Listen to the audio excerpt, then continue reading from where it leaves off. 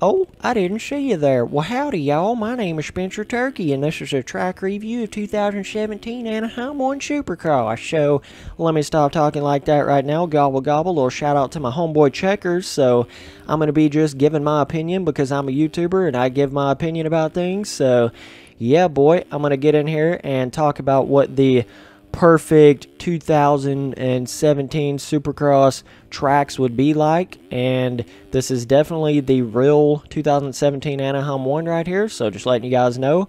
But yeah, man, so I want to just first of all go ahead and say that it's very easy in this game to sort of get a little bit mind twisted whenever you get so used to a certain thing, whatever that may be. Like if you get really used to a 2011 Supercross track, or you get really used to a 2014 Supercross track, or whatever, then it starts to kind of build this like normality to it a little bit. Like it just starts to feel way more normal to you. So for instance, the 2016 Supercross tracks at the very beginning, they felt all weird and like you couldn't even really ride on them, and I was like, what the heck is this, man? Like 2015 was way better. And then by the end of the 2016 season, once I got so used to the 2016 tracks and I tried to go back and ride the 2015 tracks, it was like they felt like they were wide as a freaking freeway, and they were like just the jumps felt rolled off and mellowed off and didn't feel right at all. So a lot of it sort of just depends on what you get used to, and I just really want you guys to keep that in mind.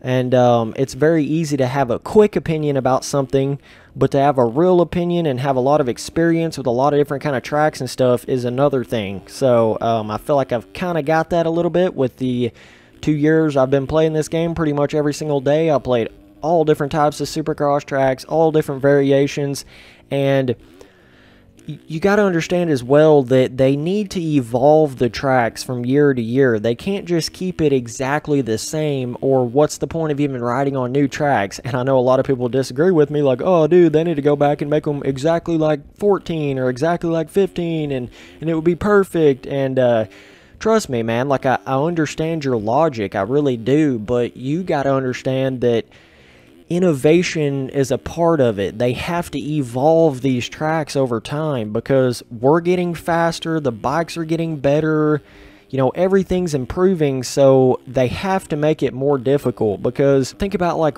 putting Dungy and Villapoto and all those dudes out there on a dirt circle track. That would be really fun to watch now that I mention it, but just picture that. Like, the amount of skill gap is just not there. But when you get a track that's got big whoops and quads, and that's where you really separate those dudes that are real fast, and it just makes the racing a lot better as well. But my perfect 2017 sort of Supercross types of tracks is maybe just a little bit more wide than 2016, and I mean just slightly. I would like to see something that's in between as far as the width of 2015 and 16, like right in between that, I think would be perfect. And another thing is 2016 had a lot of these kickered out, almost ruddy feelings on the faces of the jumps, and I'm not really sure why, but and those are cool every once in a while, but I think they sort of overdid it a little bit in 16. Like every single jump you hit felt like a kicker. So then you just got used to that feeling like you're hitting a kicker on every jump, and it just didn't really seem right to me. But so it would be cool if they could go in there and smooth it out, and all these things kind of come together to explain my next point here, is where it would be cool to see it just expanded more from 16. Like, that's the only way to explain it. 16 just seems like all those tracks were cramped down and everything was like, it's not that it was easier, it's just that everything was at a smaller scale, it felt like. And if they could just expand everything, I mean, expand the jumps, expand the distances, expand everything. That's the only word for it, man. But and I loved how 2016 Anaheim 1 was. I think that was about as close as they got to what I'm looking for in a Supercross track. I don't think it was perfect, but I think it was really close. And once they started getting into like round 2 and round 3, and some of those just, they were like way too easy. It's a hard thing to explain it because I mean, yeah, they had a bunch of tracks that were difficult, but they also had a bunch of them that were easy. So I felt like 2016 was probably the most inconsistent Supercross season as far as the way the tracks were built.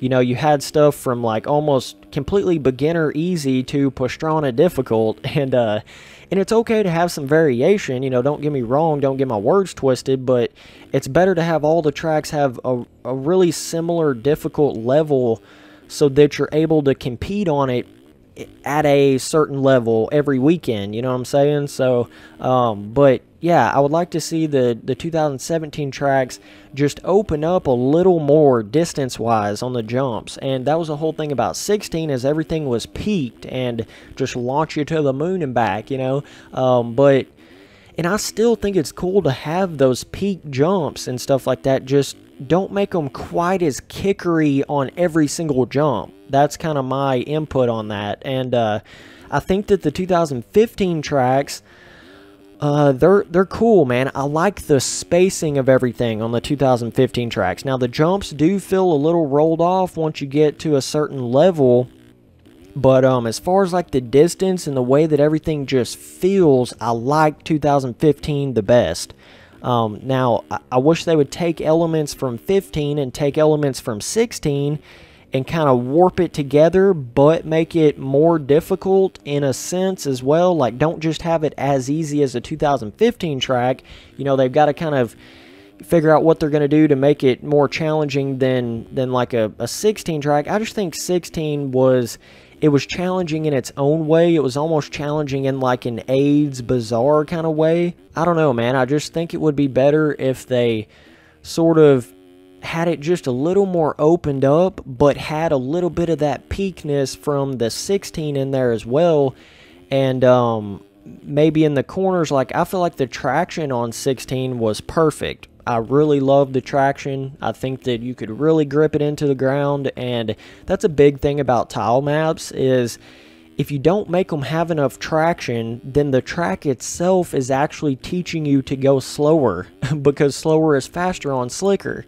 See what I'm saying there? So now I'm not saying, you know, don't have variation and never have a slicker track. I'm just saying overall it's better to have the track have a little bit more traction so that you can hammer it in the corners harder. I'm not saying make it like concrete. I'm just saying there's a certain like scale level point there where it gets to the point where it doesn't have enough traction, so then therefore you have to go slower on the track, so then therefore there's less of a skill gap.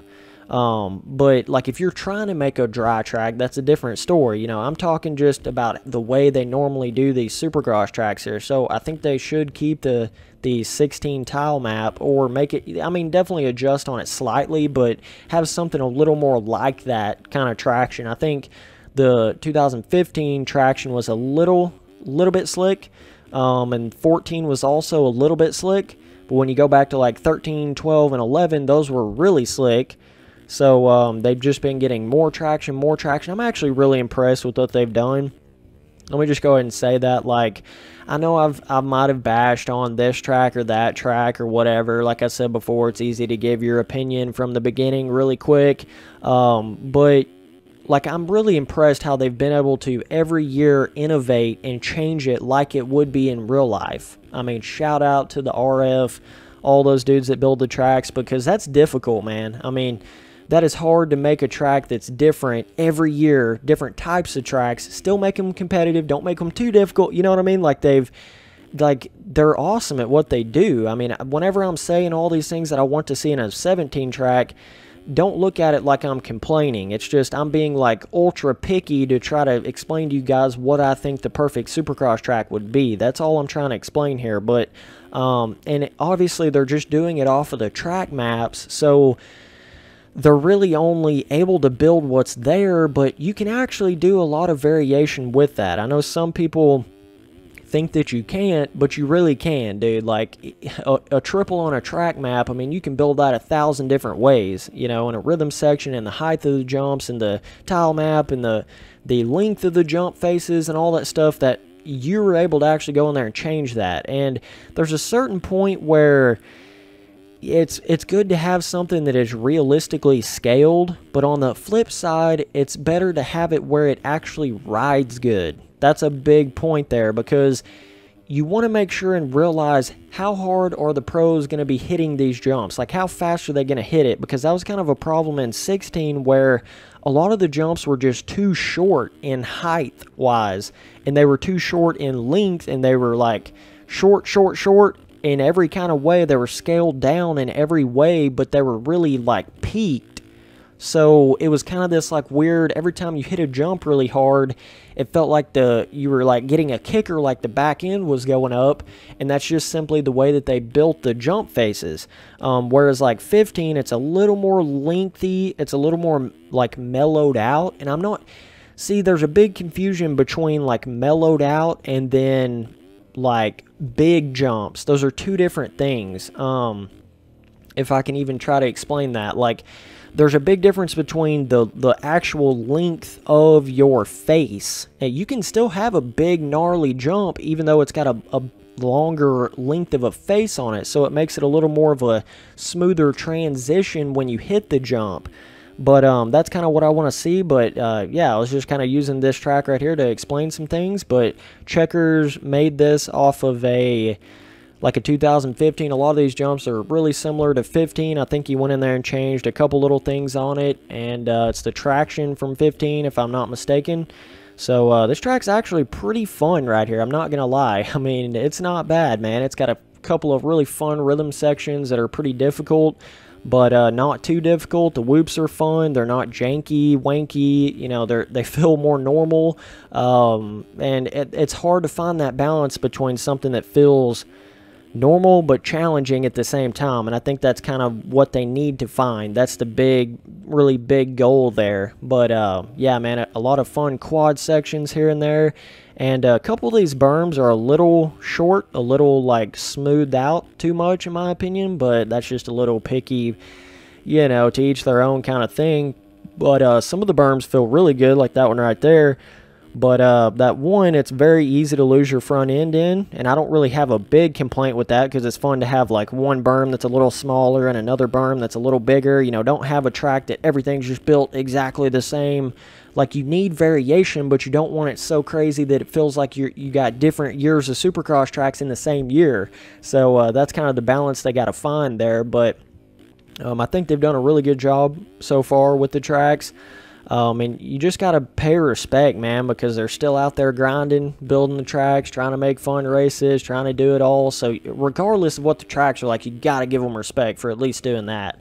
But yeah, man, with this track, there's a lot of cool alternate lines. You can do like a double in, and then you don't just totally get screwed in the middle of the rhythm section, as you see me completely losing my front end right there. But yeah, and then you got all of your triple in sections, and it's just fun when a Supercross track kind of lends itself to where it's fun for a 450 Pro, but yet it's also fun for a 250 Pro, and it's also fun for amateurs at the same time. That's the perfect track in my eyes. You know, it's fun for everybody. Even though you may not be hitting the biggest lines on a 250, it still makes sense and feels right to everybody. But I really like how he's done some of these rhythm sections here. You got a couple little different options, like right here. This is one of those kind of sections where you can either double-double or you can triple-single. And if you were going to double-double, I think I don't know, you could do like double-double then shoot to the inside, or do a triple and shoot to the inside, or rail it around the outside. So even though this is such a really simple section, there's so many different options in the corners here. So you could kind of run up this inside, and you see right here how it's got that little bit of a bump where you can jump over this first single. But if you hit the outside, you're almost like jumping into the whoops. So that's why it's such a more positive to hitting the inside. So it equals it out with hitting the outside, because you're carrying more speed around the outside. So it's all about like making all these lines even. And I feel like he did that pretty well on this track. But the triples, I think that's one thing that he said he scaled up a little more from 15, which I think they feel pretty good on this track. They're definitely not bad. And then he's got this fun little rhythm. There's just something about rhythm sections. I mean, that is Supercross to me. Like, rhythm sections is the biggest separator. I mean, whoops are, yeah, it's a separator, and you can get some tenth of a second here, tenth of a second there, but like when you hit a quad or like a triple quad, and then you hit another corner and then you're tripling in again, you just get that like mojo flow where that's the funnest part to Supercross for me, is those rhythm sections where it's like this crazy big rhythm, then really sharp corner, then another crazy big rhythm, then really sharp corner, then another big rhythm. You know, it's you got to be on it, dude. Like no other way around that. But fun track overall, and I think everything's pretty much based off of 15 track, like all the scenery, all the decals, all that stuff. And this is just a little test track right here that he was just kind of going in there messing around with some stuff. This is probably not exactly how the 17 tracks are going to be. So this one corner over here is actually pretty rad nasty, dude. Let me show you. So you got this one little roller on the inside, so it's like evening out the inside and the outside, and then you can hit this inside and jump from right here, huck it all the way over here, then do a triple into the corner. But if you were to just hit that outside line, then you would like basically just jump up on top of this right here. Then you would have to do like a triple single or a double double, so it would like even it out and slow you down right here a little more. And this really fun rhythm, all different kinds of options. You can triple onto the table, then do like a quad, this, that, and another. Fun section, and just overall fun track, like regardless of what it's meant to show off or whatever, like pretty fun track, dude. But I think that like comparing this track to what I want to see in 17, just amp everything up like 25%, if that makes any sense. Don't really change the scaling of anything too much, just amp up the jump faces just a little bit. They're just a little rolled off. Now, I'm not saying make the length of the jump faces any shorter, because that was kind of a negative in the 16 tracks for me, but just amp it up a little bit. That's all I'm kind of looking for here, so that you don't get that feeling where it's like you're I don't know how to explain that right there, but you're sort of like, you feel like you're hitting a quad, but you're barely off the ground. You know what I mean? These kind of tracks kind of have that feeling a little bit, which is the old school 15 feel. But if they just amped it all up like 25%, I think the triples are pretty solid. You could amp those. You could like amp the landings a little bit, and maybe the peaks just a little bit. Don't make it too kickery though. That's the whole trick. And maybe make the berms slightly bigger. Make the whoops slightly bigger. Don't change them in the way that they're built, because I think these are built really well here. Just make them a little, like I'm saying, just amp the whole track up 25%.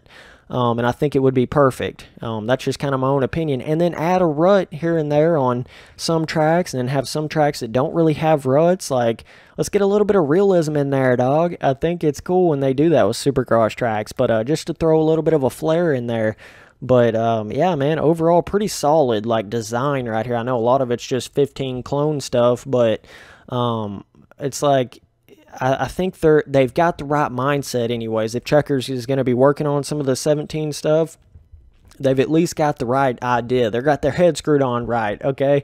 I can at least see that. You know, they're trying to take some elements from 15 because they learned, so I like what they're doing here. But I'm going to give this track right here a... Man, it's fun. The rhythms are a lot of fun. Let's see. I'm going to give this track a... I mean, and I have to compare it to, like, just the basic level of Supercross track out there. So, man, I'm going to give it a 9 overall. I think it's a really solid track right here. Like I'm saying, if it just was amped up 25% everywhere, it would be a 10 overall for sure.